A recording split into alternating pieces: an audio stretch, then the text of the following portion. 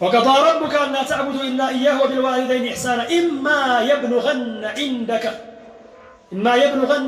إذا الرسم هنا عندك أن تزند الكبرة لكنة أحدهما عندنياتشو ارجنا وسط يقبان دون عندنياتشو أو كلاهما ويهلتو فلا تقل لهما للنسوة تبلاتشو أف بلا تبلاتشو ما مارين يهج عندما يبالو مدفون قرنات الناقر النسو لاي በወላጆች ላይ መጥፎ ንግግርን ተናገር ከሆነ ማን ይቀርሃል?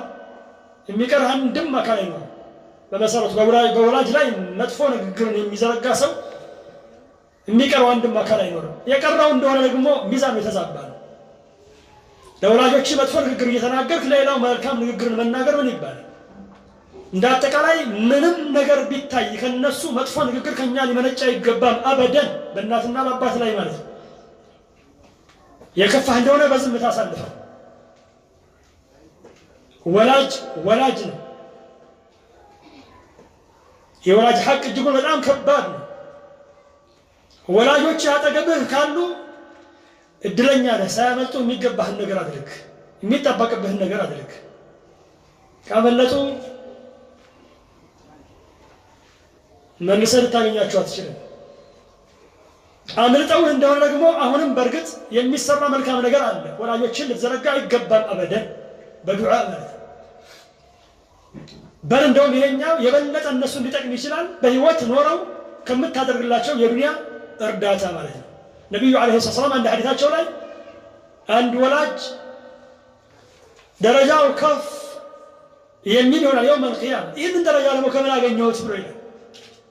ልጅ ላንተ ባደረገው ዱዓ ተብሎ ይባላል።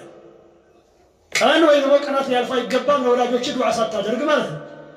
ተለይተው እንደሆነ አጠገብህ ካሉ ዛሬ መልካም ነገር አድርግ፣ የነሱን ዱዓ እፈስ።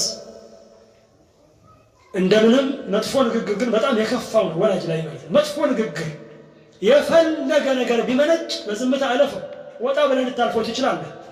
ለወላጅ መጥፎ ንግግር መናገር ይሄ ቆሻሻነት ብልግና።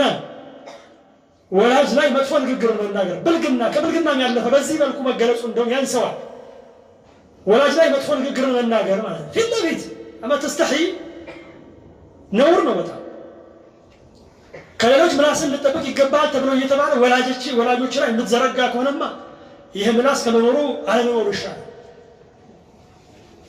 የሚሳደብ እኮ አለ በዚህ ዘመን ወላጆቹ የሚሳደብ ማለት ነው። እንዲህ አይነቱ ቆሻሻ ተሸክሟል ይሄ ምድር እንግዲህ